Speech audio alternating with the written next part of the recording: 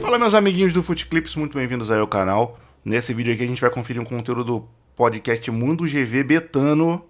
E o convidado é o Euriquinho, né? O filho do Eurico Miranda, que é bastante ligado ao Vasco aí. O título do vídeo é o seguinte: por que a 777 pode ser uma ilusão para o torcedor vascaíno? Vamos ver isso aí. E eu já peço para você que é torcedor vascaíno e está bem inteirado sobre essa questão dessa 777 aí, da SAF do Vasco, para botar aqui no comentário me explicar em que pé que tá essa situação, porque eu confesso a vocês que eu tô acompanhando de longe e aí eu não fico dando muita opinião sobre esse assunto, não. Me parece um bagulho muito esquisito, mas eu não fico dando muita opinião porque eu não tô sabendo 100% da história. Então você, como torcedor vascaíno que tá inteirado, e é muito bem-vindo aqui no canal, lógico, sabe muito dessa situação, bota aqui no comentário detalhado, escreve detalhado, eu até vou fixar o cara que botar o comentário mais detalhado sobre essa situação toda, me explicando de forma imparcial, sem falar que é falcatrua ou que é muito bom, só explica o que tá acontecendo com o Vasco, com essa SAF aí e essa 777, pra gente poder entender. Bota um comentarião assim, pode escrever textão, vou fixar teu comentário aqui nesse vídeo. Agora vamos trocar de janela e vamos ver o que o Euriquinho vai falar a respeito disso. Like no vídeo, se inscreva no canal 321. Agora, Euriquinho, para quem não entende, né, dessa parte estatutária do Vasco, não entendeu ou não entende como é que é essa... Eu vou falar fusão, porque o Vasco ainda tem um pedaço, não é 100% SAF. Qual é o papel do presidente do Vasco? Eu não vou falar do atual, né? Vamos lá, você está concorrendo, está correndo, né, pela eleição agora em novembro. Até onde vai o papel de presidente do Vasco nesse modelo SAF? Quais são os direitos, os deveres dele? Para o pessoal que não é vascaíno, que não está por dentro, né, desse processo, entender. Então, a gente tem, na verdade, dois cenários. O cenário de se abrir o contrato da SAF e entender realmente o que foi feito, para ver se realmente isso foi uma parceria feita... Que é uma das tuas promessas de campanha. Sim, se é uma parceria feita dentro da normalidade, dentro da legalidade, para cobrá-los das coisas que estão ali no contrato, que eles têm que entregar, se estão realmente entregando ou não. Tem esse papel fiscalizador para você cobrar isso tudo. E tem o papel que, no meu entender, é o que eu acho que é o principal. Caso a SAF continue, caso se dê continuidade nessa parceria, nessa sociedade, que hoje o Vasco é sócio deles, né? O Vasco tem 30% das ações, então o Vasco é um sócio minoritário, mas é um sócio. Os sócios minoritários têm direitos. 70-30, né? É. Isso. Sócios minoritários têm direitos, então podem cobrar esses direitos. Mas eu acho que o mais importante é a gente tentar manter um diálogo de alto nível com os americanos para eles entenderem da importância que tem a associação nesse processo. O Vasco, apesar de ter 30% só das ações, ele é muito importante no processo para que você consiga fazer futebol e consiga entender realmente o que é o Vasco. Eles não têm a expertise de Vasco. O Vasco é um clube que tem 125 anos, quase, e as pessoas que passaram por lá viveram muitas coisas, muitas histórias, e o futebol, você que é um cara que foi do futebol, é um modelo empresarial, que hoje dizem, mas que você vive de erros e acertos. Você vai errando e acertando. Ninguém acerta tudo. É impossível você ter uma gestão de futebol que acerta 100% das coisas. Ela vai sempre errar algumas coisas e você tem que ir aprendendo para você não repetir os erros e cada vez errar menos. É isso que é o futebol. Então, eles não têm expertise nenhuma de futebol. Esses associados do Vasco é que têm essa expertise. Então a gente tem que fazê-los entender que eles precisam dessa representatividade. Então eles precisam que a gente ajude eles a gerir o futebol. Pô, mano, mas essa galera, os associados do Vasco que tem expertise no futebol, são a galera que tava lá fazendo o Vasco ser rebaixado várias vezes e toda aquela questão de, dívida absurda. Então tem expertise até a página 3, né? Convenhamos, né? Justamente para poder tirar essa parada que o clube vendeu 70% do valor aí da sua SAF, do Vasco, para que uma outra galera mais capacitada e com uma grana para investir chegasse para poder fazer a parada funcionar por lá, cara. Não sei se... como é que... Sei lá, eu vou comprar 70% da empresa da Coca-Cola e vou deixar os caras que ficaram com 30%, que estavam lá afundando a caravela para tomar conta e decidir o que vai ser feito. Loucura, né? E até também na parte de representatividade institucional, que eles não têm nenhuma. O Vasco tem uma representatividade no Brasil gigantesca em todas as áreas, em todos os setores. E quem tem essa representatividade é o clube associativo. Eles precisam usar isso. Na verdade, se são sócios, precisam se ajudar para aquilo dar certo. Eu acho que ainda tem muito pano para manga E vindo pra cá hoje, né? Obviamente a gente postou nas redes, pessoal lá na Band comentando, pô, Euriquinho, e uma das perguntas que mais me pediram pra te fazer era exatamente isso, porque a gente sabe que o contrato da SAF com o Vasco, da 777 com a Vasco SAF, tem diversas cláusulas de confidencialidade, né? Que eles chamam lá do NDA. Como abrir o contrato da SAF para o torcedor que está curioso? Se isso é protegido por contrato. Aí a gente vai ter que estudar o contrato e ver se tem alguma maneira legal de se fazer isso. Mas eu acho que isso vai muito mais pelo processo de convencimento. Eu acho que os caras da SAF eles têm que entender, os nossos sócios, eles têm que entender que enquanto eles não abrirem esse contrato, eles não vão passar credibilidade para o torcedor e nunca vão ter o apoio do torcedor. E se eles não tiverem o apoio do torcedor, eles vão quebrar. Então não adianta nada eles esconderem um contrato e a empresa vai quebrar. A empresa não... Pô, aí eu acho que ele tá falando um pouco de bobagem aí, né? Vamos lá. Comprei o Vasco 70%. Contrato cheio de cláusula de confidencialidade. Não pode ser aberto. Se não tiver credibilidade com o torcedor, vai quebrar. Se não for falcatrua e se o meu trabalho for sério, como que eu vou quebrar? Eu quero que alguém bote aqui no comentário e me explique. Como que vai quebrar? Mas sem a gente saber que não sei o que. Aí beleza, imagina que eu vou e trago uma contratação impactante de um jogador importante que chega ali pra equilibrar. Eu chego no treinador e falo, do que você precisa? Preciso de um meia. Aí eu vou e, sei lá, pago a multa e tiro a Arrascaeta do Flamengo e trago pro Vasco. Impacto. Caramba, tirou a Arrascaeta do maior rival. Que isso, que loucura. Aí vou e procuro um atacante brabo. Precisa do que agora? Precisa de um centroavante brabo pra fechar, porque o Pedro Raul não faz gol. Tranquilo, vamos buscar esse centroavante aí. Vou lá e trago, sei lá, mais um cara de impacto. E aí, agora? Precisa de um zagueiro pra equilibrar a defesa, porque o outro cara que tá lá dá conta do recado. Léo Pelé, dá conta do recado. Se joga com um cara mais experiente do lado dele. Trago o Thiago Silva de fora do Brasil, trago de volta. Beleza. E agora? O que a gente precisa? Precisa mais uns 3, 4 reforços aí de nível ok, não precisa ser nenhum gênio do futebol, pra compor o elenco e pra me dar opções de substituição. Beleza, eu vou fazendo isso. A torcida não tem credibilidade, não tá comprando, nem tá indo nos jogos. Ok, mas eu sou milionário, se o estádio estiver cheio ou vazio, pouco importa. Comprei o clube como um projeto. Beleza. Plau, primeira vitória. Plau, segunda vitória. Plau, empate. Plau, vitória. Vitória, empate, vitória, empate, empate, vitória. Uma derrotinha, vitória, vitória, vitória. E o clube subindo na tabela. A torcida chega junto, meu amigo. O que o Euriquinho tá falando aí não faz sentido algum, cara. Não tem como, não existe. É tipo aquela contratação que o teu clube faz, que você fala, putz, esse cara, mano. Pelo amor de Deus, cara. Não posso acreditar que meu time trouxe esse maluco aí. Aí o maluco começa a desandar e jogar bem, ser atacante, por exemplo. Desandou fazer gol. Gol. 2 gols. Gol. Assistência, gol. Cada partida, ou ele faz gol, ele dá passo, ou ele joga muito bem, movimenta o ataque, abre espaço, que não sei o quê. Aí você começa a ver o primeiro jogo e fala, o maluco jogou até bem. Marcou gols, legal. Logo, segunda partida já tá marcando logo gol. E aí mais gol. Daqui a pouco o maluco tá ali figurando entre os artilheiros. Tu já começa a torcer pro cara. Fala, esse maluco aí é brabo, que não sei o quê. Então, esse papo que ele deu aí não tem nada a ver, cara. Não vai ter sucesso. A empresa, hoje, ela tem um descrédito tão grande com o torcedor que ela não vai conseguir andar se ela não, de alguma maneira, não recuperar essa credibilidade. Como que ela recupera essa credibilidade? Maneira. Demonstrando que ela fez algo sério, apresentando o contrato. O contrato está aqui aberto para todo mundo ler. A nossa intenção é boa, é isso que a gente quer. Se realmente for isso, né? Se não for isso, aí a gente tem que ir para uma briga. Aí é outra situação. Se realmente ali tiver alguma coisa escondida que seja prejudicial ao clube e que o torcedor tenha sido realmente enganado a respeito do que está naquele contrato, aí a gente tem que ir para uma briga judicial. Aí o Vasco tem condições reais de brigar, porque o Vasco tem muita força institucional. Então eles lá, os americanos, não vão querer brigar com o Vasco. Temos 70%.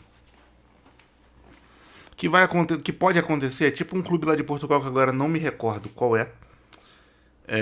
que deu uma treta doida lá, virou SAD, naquela Sociedade Anônima de Desporto, ou Desportiva, alguma coisa assim. Aqui é do futebol, SAF. E aí, para resumir, em Portugal esse clube são dois clubes. A associação voltou, vai ter que perde a divisão. Por exemplo, se o Vasco brigar com a 777 e os caras fincar, irmão, acabou. Não vou aceitar. Você vai ter Vasco SAF na Série A do Brasileirão, caso não seja rebaixado.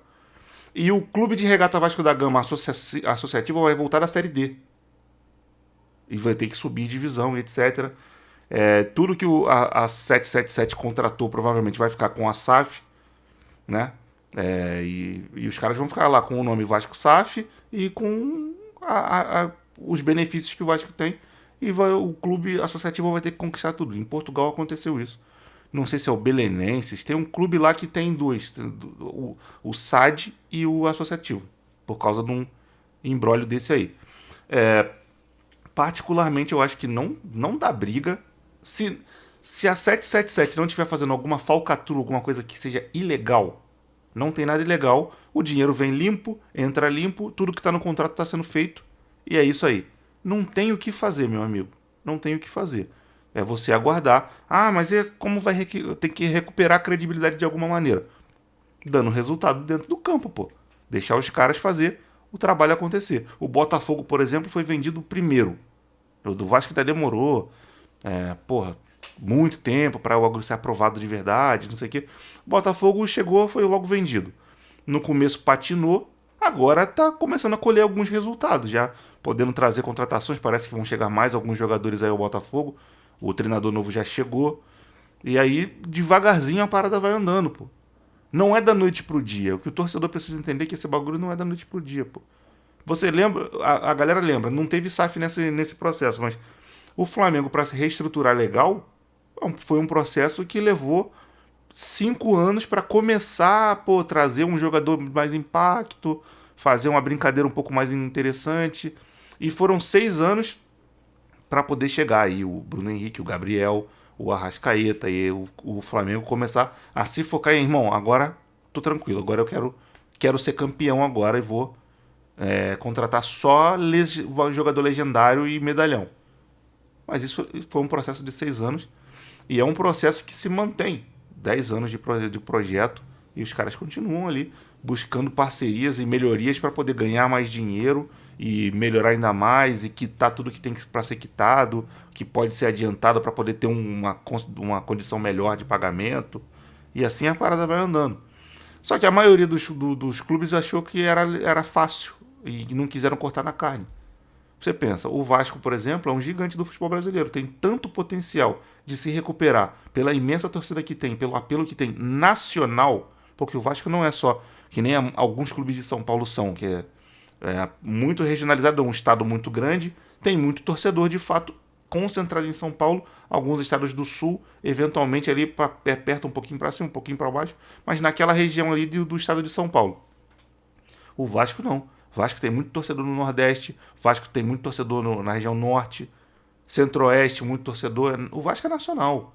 Eu acho que o Vasco não acessa muito a região Sul, talvez ali os clubes do Rio não tenham uma penetração muito grande na região Sul. Mas do Rio de Janeiro para cima, é nacional, se espalhou. Com esse potencial, se fizessem um projeto parecido com o do Landim, Valim, Mbappé, dessa chapa do Flamengo aí que assumiu em 2013 e começou a cortar na carne as paradas e fazer o bagulho acontecer da forma difícil, lá atrás, eles olhando aquilo falaram, isso em 2013 começou a acontecer, uma pessoa inteligente, uma gestão inteligente olhar em 2013, 2014 já ia começar. Vamos começar a lançar isso aqui no Vasco também. Chamaria, eu não teria nem nada contra isso, eu sou rival dentro do campo. Fora do campo a gente é co-irmão, pô. Tem que lutar pra todo mundo tá bem. Chamaria, o Bandeira de Melo, o Rodolfo Landim, Valim. Vocês topam vir aqui em São Januário pra gente conversar? Topo sim, vamos conversar. Beleza, como que tá essa reestruturação de vocês aí? Qual é o planejamento que vocês estão fazendo? A gente queria fazer também, botar aqui alguma coisa parecida. Vocês conseguem fechar com a gente uma consultoria pra explicar mais ou menos como aconteceu?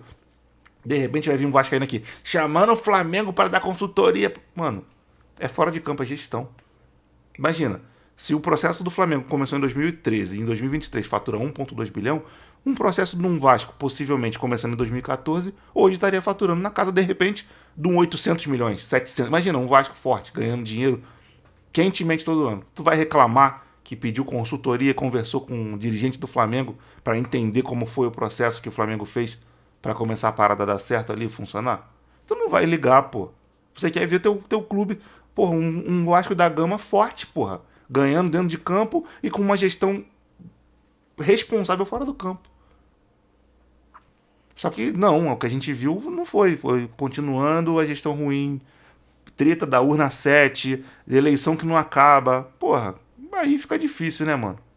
Não acredito que eles vão querer, dentro do território nacional, Lógico. brigar com o Vasco. Não. Muito difícil. Mas eu acho, cara, que o primeiro passo é encontrar um diálogo com os caras para mostrar para eles que eles estão no caminho errado.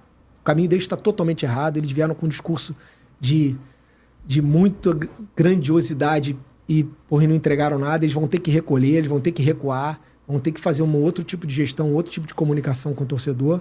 Porra, não entregaram nada. O clube não podia contratar ninguém, não conseguia pagar salários, etc. Hoje em dia eu acredito que o salário tá ok, tá sendo pago. Os caras trouxeram vários jogadores. Não tá funcionando, não tá, mas trouxeram vários jogadores. Que sem a SAF não teria como ser contratado. A gente pode questionar a escolha dos jogadores, mas essa escolha, eu acredito que o cara da 777 não escolheu. Ele fez o Pix, mas não foi ele que escolheu o jogador. Outra, e sem abrir esse contrato, você não consegue gerir mais o Vasco. Depois de tudo isso que aconteceu, toda essa desconfiança, não tem outra saída. Ou eles desistem, ou eles abrem o contrato, porque senão eles vão perder cada vez mais dinheiro. Ou, como alguns ainda estão desconfiados, isso pode ser tudo um grande golpe, né? E eles estarem ali se preparando para recolher um dinheiro e abandonar tudo aqui, que é um risco muito grande que o Vasco corre. Será? É, mas gente... aí é o pior cenário do mundo pro torcedor vascaíno. É, mas a gente tem que acreditar em tudo, né? É. Diante das notícias que a gente vem vendo, porque a gente tá vendo o dinheiro entrar. Vende um jogador, o Andrei, aí bota lá 100 milhões. Aí agora assina contrato com a televisão, adianta 200 milhões. Então tem 300 aí. Já tem 300 milhões aí. Eles botaram menos que isso no clube. Então eles, na verdade, já ganharam mais dinheiro que botaram. Aí tem notícia de que o clube pegou e emprestou dinheiro para uma empresa de um parente do cara que comprou a empresa. Quer dizer, tem muita informação assustadora nisso tudo. Então, as pessoas vão tirando cada vez mais conclusões mais absurdas que tem. Então, eu acho que é uma das coisas que, se eu pretendo ser presidente do Vasco, eu também tenho que ter esse cuidado, tomar esse cuidado e pensar nessa possibilidade. Tem que estar preparado para todas as possibilidades possíveis. Então foi 200 do Andrei. Não, 212 que estão falando aí de adiantamento da venda de direito televisivo. Do André, acho que foi quase 100 milhões, mas aí agora já venderam o Pedro Raul. 100 do André. Aí venderam o Pedro Raul agora por mais 5 de dólar. Daqui a pouco vendem mais um jogador da base por mais 20 de euro, que tem lá o Ryan para ser vendido. Então, quando se olha, um clube de futebol faz 500 milhões. Na verdade, eles venderam o Vasco a preço de banana, né? Mas isso não adianta eu ficar discutindo agora se o preço foi caro ou não, porque já foi vendido, né? Porra, eu falo isso há 2 anos já. Como é que pode você vender um clube centenário como o Vasco da Gama, um Botafogo, o Cruzeiro, por o valor da multa rescisória de um jogador da Europa? Não pode, cara, porque na base desses clubes vai ter vários caras que vão ser vendidos e vai dar esse preço, porra. É só você ver, o Cruzeiro foi vendido por 400 milhões. E o Ronaldo já vendeu uma parte, uma farpela dessa sociedade anônima, né? Com um lucro. Ele já recuperou um investimento. Aí você pensa, se eles tivessem retido o Vitor Roque em vez de deixar o garoto ir embora, de bobeira, o cara foi vendido agora por 40 milhões de euros, com gatilhos que pode essa venda chegar a 72. Tava na base do Cruzeiro lá. 40 milhões de euros já dá? Porra, dinheiro pra caralho. Pô, 10 milhões de euros é quanto? Pô, vamos botar que dá, sei lá, perto de uns 200 e poucos milhões de reais. Já é metade do valor que a SAF foi vendida. Que loucura é essa, cara? Como é que pode? O meu time eu não aceito que, se ele fosse vendido assim, eu não aceitava menos que papo de vários bilhões aí, cara. Não existe isso, pô. E mesmo assim, é um valor recuperável, pô. Com o tempo vai recuperar, pô. Vende um jogador, já recupera o dinheiro. Porra, tá louco, mano. Tá louco. É o que eu digo há muito tempo. Seria mais fácil o pessoal entender que cortar na carne é melhor. O elenco é caro. Por exemplo, o Corinthians está numa draga. O elenco é caro, a folha de pagamento é cara. Começa a dispensar, mano. Renato Augusto, salário é alto? Deixa embora. O Wagner Love foi embora na época do Flamengo lá. Devolveram o cara. Só ali já aliviou. O Dorival Júnior recebendo um salário. Ia ter um gatilho que ia aumentar o salário dele, é absurdo. Dispensaram o cara, ele foi pra justiça. Depois o Flamengo acertou. E assim você vai dispensando o jogador que tem salário alto, contratando o jogador com salário mais baixo. Assim você vai indo, assim você vai indo. Então, numa situação de um clube que tá na draga, eu acho que ser vendido não é a melhor opção. A melhor opção, assim, tem o caso do Botafogo que ia acabar se não fosse vendido o SAF, né? Mesmo assim, o valor é irrisório, é pequeno. Porra, era mais fácil ter, quando ainda dava tempo, cortar na carne. Dispensar o jogador do elenco caro, promover jogador da base, trazer jogador do clube pequeno. Se cair, caiu. E vir reestruturando, pô. Isso é uma discussão para outro. Eu acho que não se existe vender um clube de futebol no Brasil por um preço de um atleta, né? E venderam diversos clubes no Brasil por preço de atleta. O próprio Bruno Guimarães, que era do Vasco, foi vendido por quase isso. Mas... O valor da SAF. Mas a gente fica... Hoje, não adianta a gente ficar batendo no que foi feito, entendeu? Eu tô vindo com um discurso de que não adianta eu ficar porrando o que foi feito lá atrás. Para me valorizar, eu tenho que ficar porrando o que o cara fez de errado. Eu tenho que mostrar alternativas para o futuro. Se a gente ficar discutindo o passado o tempo todo, a gente tem que usar o passado para aprender com os nossos erros e tentar melhorar lá para frente. O Vasco vive muito do passado, da discussão do passado constantemente e não olha para frente. E aí tudo se justifica num passado. O cara não consegue fazer, porque aquele cara lá deixou errado. Não adianta eu querer assumir o clube para ser presidente do clube e chegar lá, sentar na cadeira e ficar, mas venderam o clube, mas venderam barato, mas fizeram... Não, eu já sei o que foi feito.